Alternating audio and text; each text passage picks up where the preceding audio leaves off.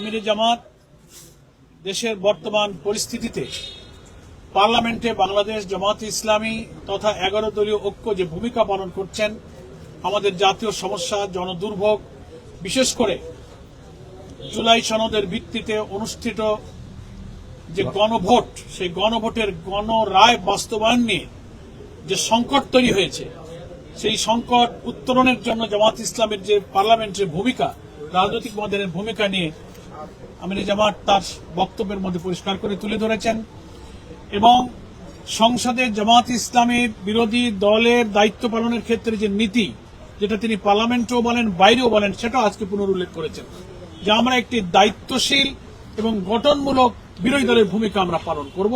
সেটা যে আমরা করে যাচ্ছি, প্রচলিত প্রথাগত বিরোধী দলের রাজনীতিতে যে ব্যাড প্র্যাকটিসের একটা পুরনো খারাপ ঐতিহ্য যে ছিল, সেটা ভেঙে আমরা যে দেশের স্থিতিশীলতা, রাজনীতি, গণতন্ত্রের উত্তরণে আমরা যে ভালো কাজে সরকারকে সাহায্য করব, সকল মন্দ জনস্বার্থ বিরোধী কাজে আমরা প্রতিবাদ করব, এই পলিসির উপরে জামাত আছে। এটি সম্পাদকদেরকে ব্রিফ করা হয়েছে এবং সম্পাদকদের মধ্য থেকে জামাত ইসলামের এই পার্লামেন্টারি পলিসিকে অ্যাপ্রিসিয়েট করা হয়েছে।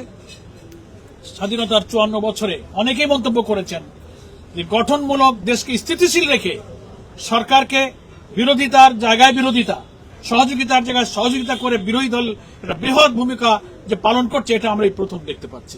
এটা তারা প্রশংসা করেছেন এবং আমাদের আমিরে জামাত তাদেরকে কৃতজ্ঞতা জানিয়ে বলেছেন, আমরা সকল অন্যায়, গণবিরোধী, জনস্বার্থ বিরোধী কাজে আমরা সবসময় প্রতিবাদ জানিয়ে যাব।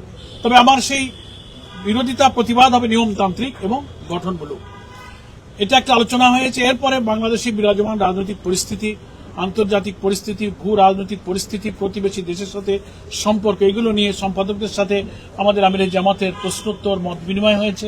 সেখানে জামাত ইসলামের যে পলিসি, আমাদের বিভিন্ন সময় আমিরে জামাত পাবলিক মিটিংয়ে, পার্লামেন্টে বলে থাকেন, গতকালকে এখানে 11 দলীয় ঐক্যের সমাবেশে আলোচনা হয়েছে, যেটা মিডিয়াতে এসছে, সেগুলোই এখানে 11 দলীয় ঐক্যের শীর্ষ বৈঠকে সেগুলোই এখানে আলোচনা করা হয়েছে।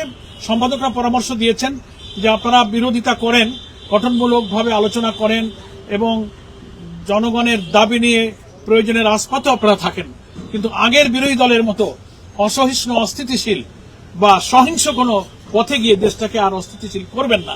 এ ব্যাপারেও কোনো সম্পাদক আমাদের আমিরে জামাতের সহযোগিতা কামনা করেছেন।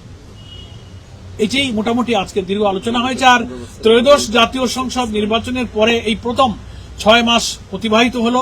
আমাদের নেতা এবং পার্লামেন্টের বিরোধী দলীয় নেতা এই জাতীয় সংবাদপত্রের সম্পাদকদের সঙ্গে প্রথম মত বিনিময় প্রকাশ্যে খোলামেলা মিলিত হয়েছেন বলে সম্পাদকরা অত্যন্ত খুশি হয়েছেন। তারা বলেছেন যে এরকম সুযোগ পেলে আমরা মাঝে মাঝে আমাদের মতামত দিতে পারব।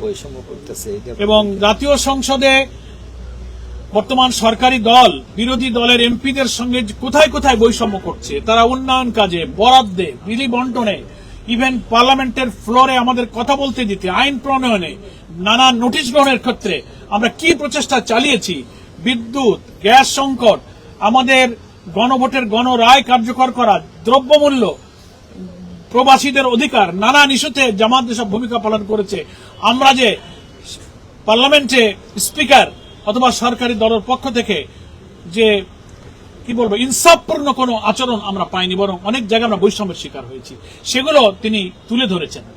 এবং সে ব্যাপারেও সম্পাদকদেরকে, যারা লেখনির মধ্য দিয়ে, সাংবাদিকতার মধ্য দিয়ে জাতির কাছে সত্য তথ্য তুলে ধরেন, আমাদের আমিরে জামাত তাদের সহযোগিতা কামনা করেছেন যে গণতন্ত্র উত্তরণে, দায়িত্ব পালনে বিরোধী দলকে আপনারা সহযোগিতা করবেন।